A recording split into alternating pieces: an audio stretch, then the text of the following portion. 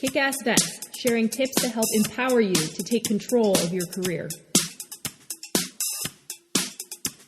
Hi everyone, thanks for joining us. Today we are very lucky to have Dr. Maddie with us. Maddie is a new grad, graduating not too long ago. And today she's going to talk to us about her experience, through final year vet school, in the emotional roller coaster that it is of looking for jobs, trying to get a job, which job should I pick, are there lots of jobs, are there not a lot of jobs, that kind of stuff, because I know it's a really, really stressful time for new graduates. So thank you for joining us. Do you want to tell us a little bit about your background history in the vet world to start off? Yeah, sure. Well, I went from doing an undergrad in science. I wasn't really quite sure what I wanted to do at that stage. I got to my final year and realised, vet was what I wanted to do. By that stage, I guess because I hadn't known what I wanted to do, I hadn't kind of worked hard enough to get the grades to get into vet, which was unfortunate. So, I did vet nursing. I went around and did as much farm, work as I could, kind of to boost my my vet resume, I guess. Yeah. Got to vet. 6 years later, I started out wanting to do wildlife practice in the first couple of years. I was really, really keen on it. And then, life happens and you kind of, your interests change. And then by the end of it, I was like, I love cattle. I want to do cattle. I don't want to stop doing everything else. So I'm in mixed practice. But yeah, cattle turned out to be the big selling point for me. So mixed practice it is. So you did an undergrad in science and didn't know from the get-go that you wanted to be a vet. I'm similar to that, different from the majority of people who grew up wanting to be a vet. What made you decide vet med versus the other career options out of science? Yeah, well, it's interesting because when I was a kid, like a really little kid, all I wanted to be was a vet. And then I don't know what happened, why that slipped away, just no idea, but my parents always wanted me to be in something like medicine. So I kind of got into, the thought of, maybe medicine is what I want. Loved science, loved health science. So, that was probably a bit of a starting point. And I just was never really fully sold on the human medicine side of things. Humans are gross. What was that? Humans are gross. They are. They're really gross. I even considered dentistry at one stage, and I did a 1 week work experience at a dentist. It was like, ugh. People's mouths all day. Yeah. But yeah, and then that final year, I don't know what it was. I was having a conversation with my aunt, and she reminded me that she always saw me being a vet because it's all I used to talk about. And I was like, oh my God, I could see that. That's what I want to do. So that was that. Yeah. Oh, that's awesome. Are you glad you did it? Are you glad so far you went down that path? Oh, definitely. Now I just can't imagine having done anything else. Yeah. I don't think I'd be happy doing anything else. So, yeah, really, really happy that I actually pushed through, and it was a long haul. And I consider myself reasonably old for a graduate, but you're probably on par with most of the people in North America because we graduate older because we have to have an undergrad first. So it's there you go. Yeah, most of the people here are like, oh, I'm 5 years out. I'm like, you're like 2 years old. How are you the same years out as I am? Yeah, that is how I feel. Yeah, it's fine. You're just on par with half of the world, so don't feel bad. Yeah, good. So when I met you, I was lucky enough to work with Maddie. She was working in a nurse component in her final year of studies, and I watched her go through this little emotional roller coaster a bit of, I'm not going to find a job, I'm not going to be, not confident going out into the world, I hope that someone employs me, and then we had a little chat about how there's lots of job options, and then I saw her, I think about a month or so later, and you were like, oh, well, I'm applying for this, and I'm applying for this, and I'm applying for this, and I want a job that has this, and it was just a complete shift of, I think you just probably starting to look in the workforce, realizing there's jobs, and then you were very particular about what job you wanted. And so how did that journey go along once you started looking for jobs, and what happened in that month to have that drastic change of emotion and opinion about it? Yeah, I think I just hadn't really. I mean, vets who you work with always tell you, you know, like it's a graduate's, an applicant's market. You know, you're never not going to find work because there's always a deficit of vets. But I don't think you really believe it when you're in your final year and there's all that kind of anxiety. But yeah, then as soon as I started looking, it was so true. You know, everywhere was, you know, searching for a new graduate. It just became easier and easier to kind of picture getting something that I wanted. And like you said, it kind of went from this thing of, you know, I was like, am I going to find the type of job I want at all? To, oh my gosh, I have all these options. I can actually pick and choose. I didn't actually get rejected from anywhere that I applied. Good. I got. That's a confidence booster. I know. No, I applied multiple places. I've interviewed at all of them. Made the effort to go out and do physical, you know, in-person interviews with all of them. Besides one, which was a really scary Skype interview where there were 3 other people looking at me. But everyone was, you know, really keen on getting someone. And I think the fact that I started early as well, I guess they kind of thought, you know, oh, well, this person's really keen to jump straight into things. And yeah, I ended up having heaps of choices, and I kind of was just able to say, you know, well, this has more of the kind of things I'm looking for versus this one, and they all had their pros and cons, and yeah, it was actually pretty amazingly good, a lot better than I was thinking initially. That's awesome. So I have a few questions for you about the process. I know when you were trying to decide which one, you had mentioned to me something about the first thing you did was look at their schedule. So you said you went out and tell our viewers about the schedule, because that was a really big thing for you in terms of learning what your caseload would be. Yeah, definitely. I think that was probably the best thing that I could have done.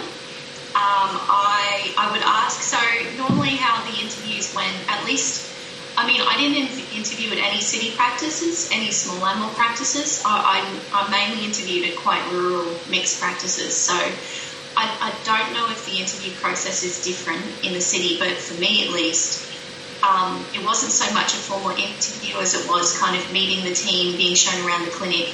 You sit down and have like a nice little cup of coffee and, you know, ask a couple questions back and forth, but it was really informal, and a lot of the time I'd be asked if I wanted to go out with, say, the head vets on some calls and all that kind of stuff, just see how we work together in the field, and they could assess kind of my skills a little bit, I guess.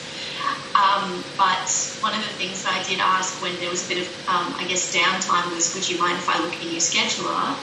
And I'd look back the last, say, 2 months or so, and kind of check out what their species-to-species caseload was, because that was a massive thing for me, obviously, because of the whole cattle passion and everything. I wanted to be somewhere that did have a decent amount of cattle work, and, you know, having a bit of, I guess, variety as well, so a bit of dairy, a bit of beef, occasional horse, you know, that was kind of like what I was looking for. That as well, seeing what kind of surgeries clinics are doing. So I know a lot of clinics closer to cities tend to do a bit less of the interesting kind of, you know, I guess a bit out there, you know, orthopedics, advanced soft tissue surgeries and stuff, because obviously, you know, it's gold practice to refer to a specialist, but I kind of liked the idea of mixed practice where you're that far out where, you know, you probably will get taught to do these things. So yeah, those were the 2 good things about the scheduler. You could also kind of assess how busy individual vets are, because if you see, you know, like just a hectic wall of stuff, you might be like, well, you might want to ask the practice manager, well, will this be me starting out? Am I going to have, you know, a consult every 10 seconds to work through? Or 10 minutes rather. Feels like every 10 seconds. Yeah. Sometimes it feels like that, but yeah, it's a good way to kind of broach the conversation of, you know, is there going to be a little bit more time allocated to me to start out so that I can do my diagnostics and my cytology and just kind of work through a case, and hopefully, get a bit of time to learn from the other vets along the way. So Yeah. I think definitely ask if you can see the scheduler. I don't think, no one had a problem with it. No one kind of seemed a little bit uncomfortable. And I'd imagine if they're completely comfortable to show you their scheduler, then, they're not hiding anything. So I think if you went to a job and they refused to show me the scheduler, I would run in the other direction as fast as my legs could take me. Yeah. Exactly. Yeah, so that was good. Yeah. What other things were you looking for in terms of jobs? What were your, top priorities in finding a position? Probably besides I think I had two really, really big ones, and all the others would probably I make concessions for. And the two big ones were, like I said, the caseload, so getting a bit of all species, and also the team, because working in an environment where everyone's friends and everyone gets along, I think just makes or breaks your day at work. So that was the other major deciding factor for me, and it's so cool because it's good to be able to spend a couple of days at a clinic to get a feel for that kind of thing. All the clinics I was looking at, that wasn't really possible. I could spend maybe one day, but considering I was still at uni and it was kind of a weekend thing, just driving out to these places and then coming back meant that I could only really spend one day at each. And honestly, one day, even if that's all you can get, is still enough to get a really good feel of the dynamic of a place. I interviewed at one particular clinic that was amazing, gold standard, heaps of work that I'd be really interested in. But as soon as you walked in, you just get that air of, there's a bit of tension here, and I don't know if these people are enjoying their day, kind of thing. And you can tell it so easily because you go around and talk to different staff members, and you talk to the receptionists and the nurses and the vets, and it's pretty easy. Are there particular questions that you would ask to try to get a feel of if people were happy? Did you try to push the envelope in terms of having conversations with the reception staff and the nursing and the vets? Most of the time I didn't really push that conversation too much. Most of the time, if I got a good feel, then I just kind of, went with that. But with that one place where I didn't get a great feel, I did ask a couple of the team members about, how do you guys feel that you run as a team? Do you all get along? That kind of thing. And the answers were even more telling. So I think when people are completely forthright with, there are a couple of problems, then that's like a hard, steer clear kind of thing. Yeah. And then something I did also ask at all of the interviews of the vets was, do you guys ever hang out outside of work, or do you ever hold little get-togethers, events and all that? And a lot of the time they'd say, oh yeah, we'll do, from time to time. But then the thing I noticed with the place that I chose, they hang out outside of work all the time. And there's always little events going on, and, every little staff, I guess, life event, there's always going to be something where, everyone brings in cake, or everyone goes out for a night, has a nice dinner. So it's really, really communal. That's what I was looking for. Okay, good. Yeah. I'm glad you found that. That's awesome. Yeah, I know. It's pretty, I think it's pretty rare to have that degree of it, but yeah, it was really good. Yeah, it's good to know that what you want as well, because that might be having that level of community and interaction outside of work. Some people might love that, some people might hate that and feel obligated, and when they leave work just want to leave work. So it's good to know what you want going into it. So knowing that you wanted that level of community is probably helpful to look for it. Yeah, and I think especially because all of the options I was looking at were going to be a really long move from all of my support networks and my boyfriend, and I would hate it to end up somewhere where there wasn't that kind of, I guess, supportive, friendly kind of work experience, because I would have then, you know, kind of been coming home alone and going to work alone, and it's just not ideal. Yeah, so you definitely are a far trek from home. How would you say a lot of people are hesitant to move for a job and move far away out of their comfort zone? How do you feel about that experience? Are you glad that you've done it? And, you know, what recommendations would you have for someone that, you know, has something that they want, but that job's far away? Yeah, I think that was probably the one thing that I didn't take into account when I was job searching. I was kind of on this one-track path for, you know, perfect first job. Like, you want the perfect first job as a new graduate, but you're going to learn all the stuff and you're going to be supported by all your staff members, and I just didn't. I think I didn't take into account the whole distance thing quite as much as I should, because knowing myself, I am quite independent. But you don't realise how hard it is. You know, you can go on a month-long placement out to the middle of nowhere, and that's fine because, you know, it's a month. But if you don't think you can spend, you know, a good 2 or 3 months without seeing people, then I probably wouldn't recommend moving out more than, say, you know, 4 hours travel. That would have. Even 6 hours travel, you know, like that's combined flight and driving is quite manageable. Mm-hmm. But I think when you go further than that, it gets a little bit taxing, and you do get quite lonely initially. So I think if I had changed anything about the way I searched for jobs, I would have just taken the distance into account a fair bit more. Mm-hmm. Well, that's good. It's a learning opportunity, and to, like you said, there's a lot of pressure on new grads to find the perfect first job, and I think it is worth it to consider your first year out of school kind of as an internship.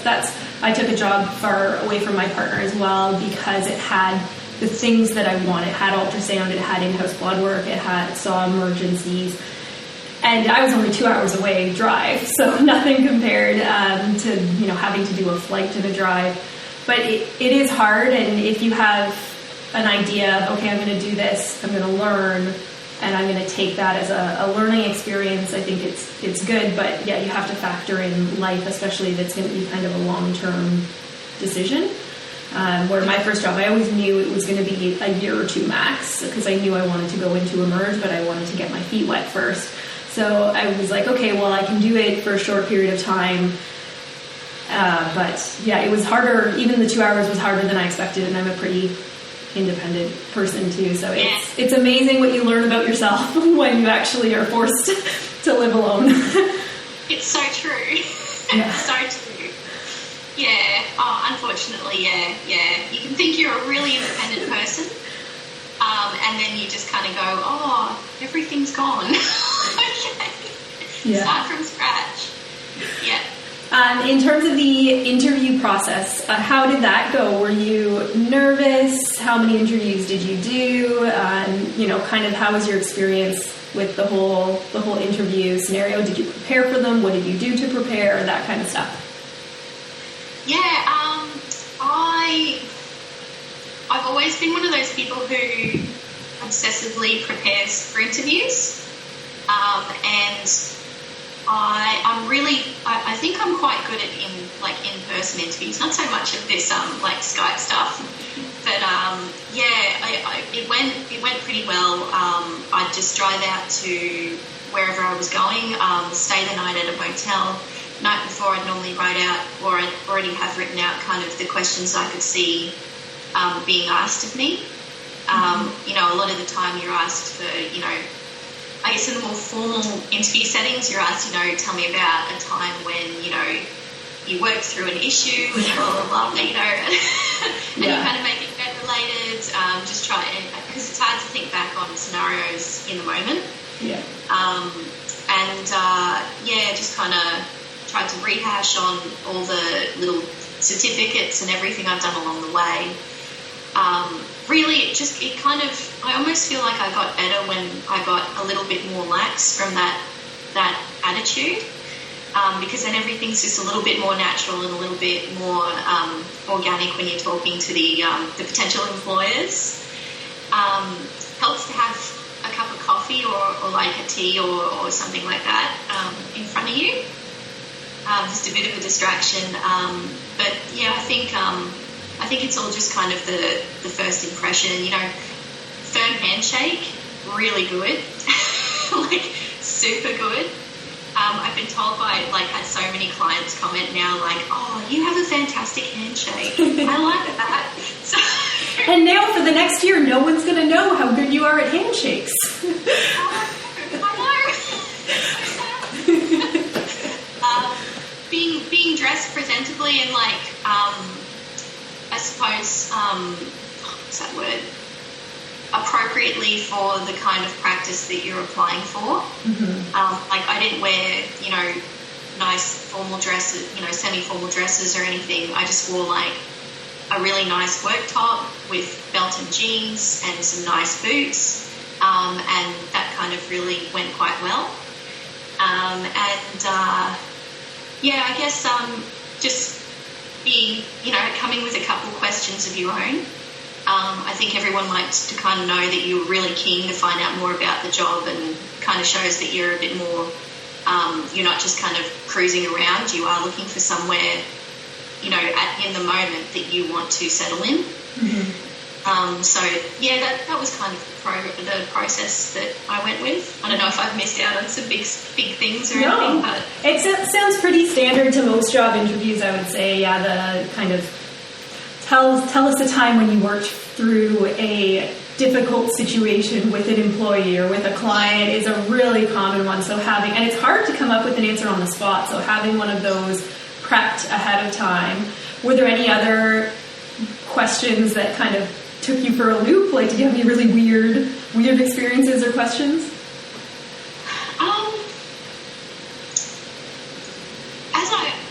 The thing is, as I said before, I've worked in retail and nursing for so long now.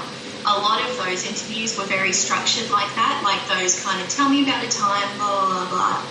I found a lot of the mixed practice interviews were a lot more, they were a lot more kind of practical and skill-based questions. So, have you done much in the way of preg testing? Which scenarios were those? Beef, dairy.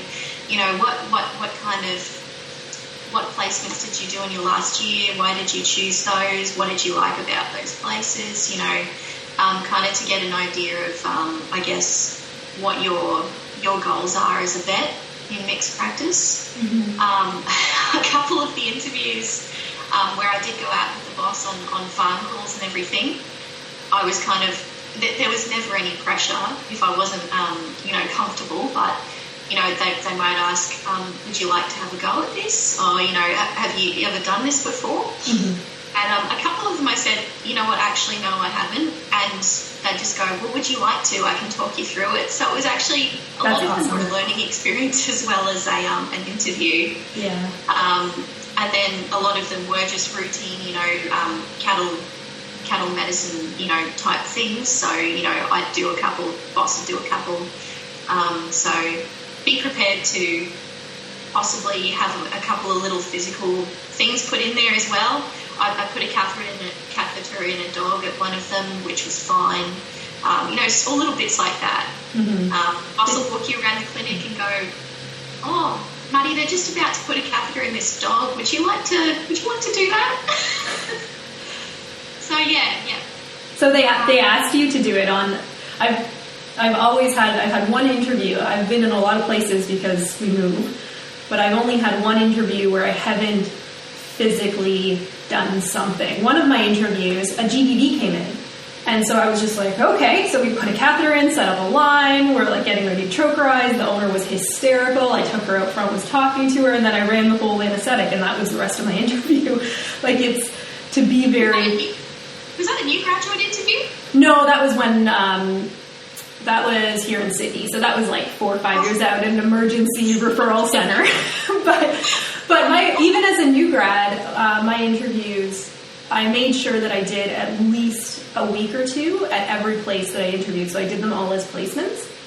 But even when I went through the initial walkthrough and any places that I've done around in Australia afterwards, there's only been one where I haven't, you're walking by, someone's dealing with a cat or a dog that's freaking out, you just, go in there, help them, another hand, oh, you need that, grab that. So it's being ready to jump in and do stuff, I think really shows bosses and potential employers like, hey, I know what I'm doing, I'm happy to do this, I'm a team player, I can see there's a problem and I want to help, and jumping in. So it's good that you're doing that on your interviews. Yeah. The job that I did go with was probably not the best one for the physical side of testing. Yeah. So clearly it wasn't too big of a deal, but I went out with my now boss to bleed about 80 cattle for export. We were doing two at a time because the heifers were so small. We were kind of crushing two in at a time at the head bale and just putting the kick gate behind them and two tail veins at once. And I missed about 4 of them. I was like, oh, it's right there. And I got a little bit frustrated at one stage. And I was thinking, oh man, I'm blown it with the boss. But it totally wasn't a big deal in the end. Yeah. I think they know you're nervous and they know, like, it's a lot. I don't think, you shouldn't have that pressure to be perfect. I think the biggest thing employers probably want to see is that you're keen to try, and if you fail, that you don't just stop, you keep going. And that attitude is more important. Say you've never put in a catheter before, the fact that you're keen to try and are willing to try and fail and, do it again on the next dog is important versus someone that just walks in and is perfect. Well, if they hit something where they can't do it and then they just quit, that's a worse personality type to have in a clinic. So you wouldn't worry too much. Definitely, you want to have that attitude where you want to give things a go, for sure. Feel free to not comment on the next question. But in terms of salary, I know new grads are very concerned about what they're going to get in terms of salary and negotiations and all of that kind of stuff. How did you navigate that? I know that wasn't your top priority. You were much more focused on other aspects.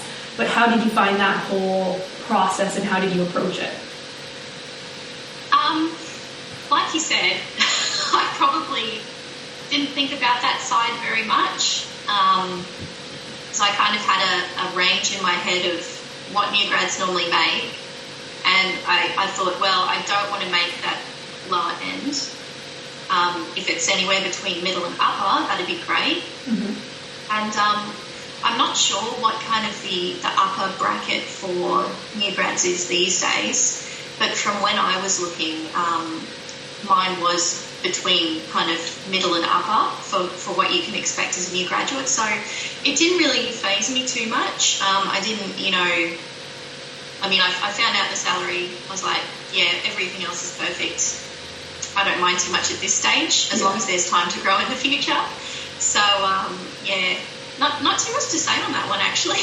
So they just offered a salary and you took it, you didn't discuss it all or say, I was thinking this.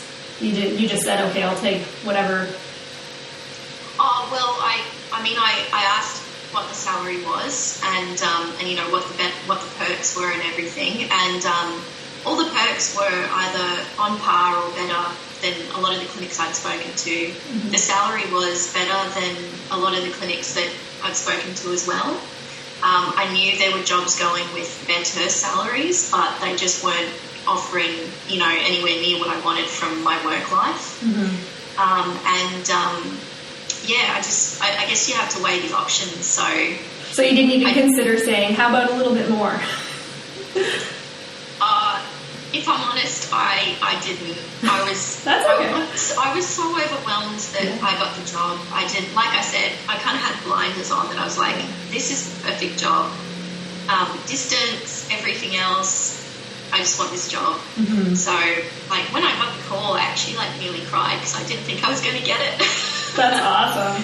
Yeah, and I think salary is obviously important. That's a huge part of the platform, is getting paid what you deserve. But as a new grad, I agree that if everything else, to work in a crappy clinic where your boss isn't going to be supportive, where you're not going to get mentorship, where you have a crappy team, even if you get paid $30,000 more a year, that's not worth it. It's important to find what's a good clinic where you're going to grow into the vet that you want to be. I think that everyone you can always ask for more. The worst they can say is no, and it just kind of depends on location and that kind of stuff. But if you're happy with it, you're happy with it. Salary is it's a very black and white numbers thing. It should be, and on paper it is, but in reality it ends up being a very emotional thing, and sometimes it's not about the money. But, definitely if you're going to stay in that job, I would recommend every 3 months having a performance review and asking for annual or even biannual salary appraisal and see whether or not you should be increasing that, because the faster you can increase it, then future raises will be based on that. Obviously right now with all of the COVID stuff, it is more difficult, and we all have to be accommodating and understanding. And if you have a supportive clinic where, I know lots of people are saying, I was supposed to get a raise this year, but if everybody keeps their jobs, I'd rather that than me personally get a raise. And I think we all need to adapt. These are obviously huge times of change and uncertainty, and we're just lucky as vets to still have a job. Exactly. Like, I feel so lucky that I still have a job in the face of everything right now. It's pretty astounding. Yeah, it's nuts. And how's your clinic dealing with all of this? I've noticed a lot of clinics that have poor management have been slow on the uptake to put in measures and are kind of not being very supportive of staff that want to put in safety measures, where places with good management tend to be a lot more proactive and are focusing more on their staff safety and client safety. How's your clinic doing in terms of all of this? I think we're doing quite well in the kind of the spectrum of what clinics are doing. I've been in self-isolation for a week now, just from a domestic flight, before all of the lockdowns. So I haven't actually seen physically, but I have heard all the measures that we're taking now. We had a big group, everyone in the clinic group meeting. I was on someone's phone, still taking part, about all the measures that we can take. People were just so full of constructive, we can do this, this, and this, and this. And I think most of those things have been taken on board now. Good. So there's more PPE, like car park consults, someone, allocated people bringing the pets into the clinic for the vets to see. Perfect. We're trying to kind of do a lot more over the phone before people even have to come in, if it's things where, we're able to do so. I think trying to cut down on unnecessary, consults that can be put off for a little bit. Yeah. So, obviously things like nail clips, vaccinations, besides, critical vaccinations, all those kinds of things, just make room for the more kind of need to see now patients. Yeah, that sounds great. Yeah, and I think, I don't think anyone's sure how we're going to implement it yet, but we do want to start doing a sort of 2 split teams kind of thing. Yeah. Where certain nurses and vets will only have contact with, those. Yeah. Just kind of as like a precaution. So that's what all the clinics are doing. Yeah, that's what they're recommending, so that businesses can maintain function. If one cohort goes down, then the business can still be available for care. So it sounds like your clinic's being incredibly proactive. Are they proactive with their medicine as well? You know, that's another huge issue that new grads have, is they go out, and a lot of bosses and owners and managers are like, this is the way I've always done it. They don't want to hear new stuff. How is your clinic in that sense, and did you do anything in the interview to kind of figure out how that dynamic would play out? Yeah. So, like, it sounds like all I'm saying is good, but I'm not just talking the place up. Like, I really found an amazing clinic. They are so progressive. We've got probably a split kind of vet ratio. We've got probably half of senior vets who have been in the business a long time, really knowledgeable, kind of done everything, been everywhere. And then the other half is all, you know, between 2 to 4 year out grads, you know, all kind of around my age. We're all, you know, we're kind of looking into the new research and trying to do things, you know, how university and other sources are kind of pushing. And it's actually so good. That's awesome.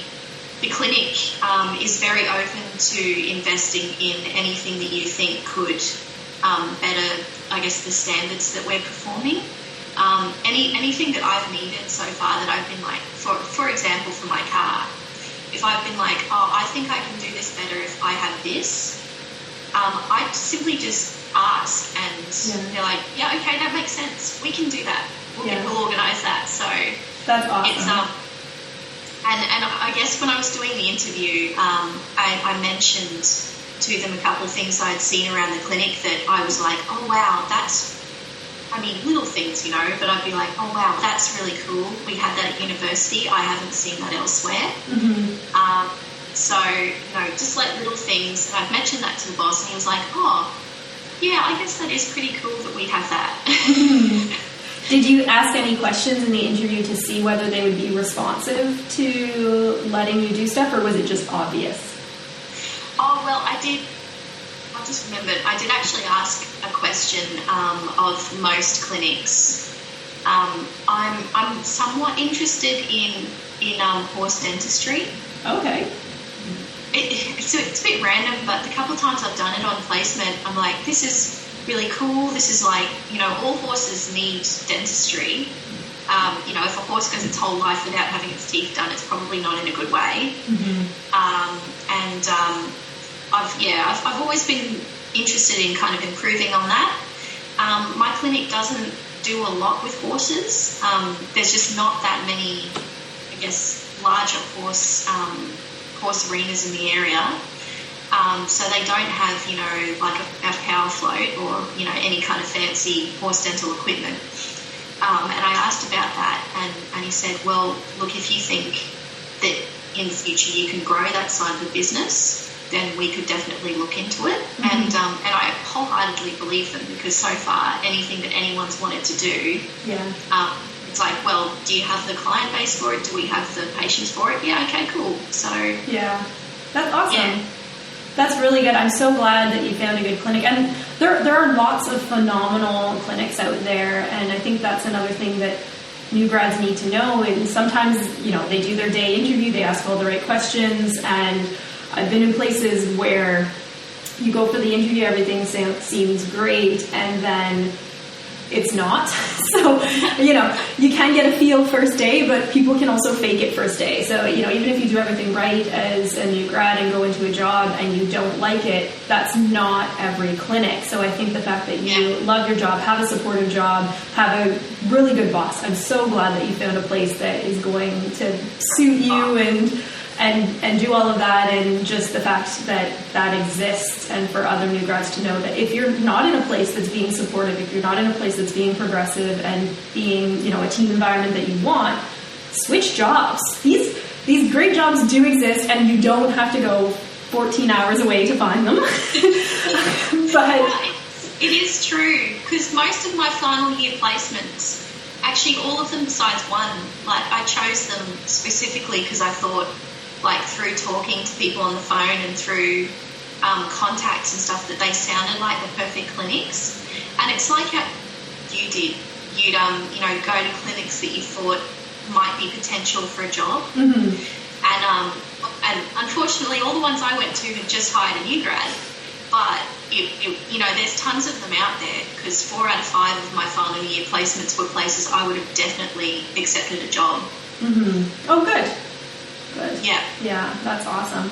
So do you have any other tips or advice for, people finishing up their degree or in their 4th year, starting up their 4th year, in terms of recommendations of what they should do through their final year or through the interview and job hunt process?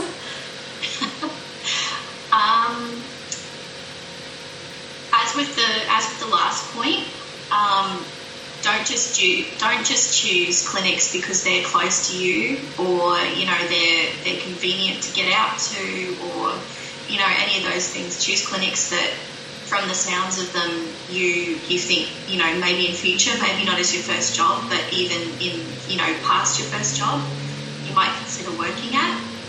Choose those clinics. Doesn't matter about travel. You're only there for a month. Just go for it. Definitely go out and make the effort to meet as many people in the team as you can. Not everyone's there on, the couple of days that you might be visiting the clinic, but try and organise for a day when most people are, or a couple of days. Obviously 2 weeks would be the best, but if you only got a weekend, try and pick a good one. Yeah, better than nothing. Better than nothing, exactly. Look through the scheduler. Because sometimes you'll see an ad, like on Kookaburra or whatnot, and it'll be like, for example, for me, it'll be like, 50-50, large, small, and then you go and you look at the scheduler, and they see maybe one horse a week, and that's it. So, definitely suss things out. And I guess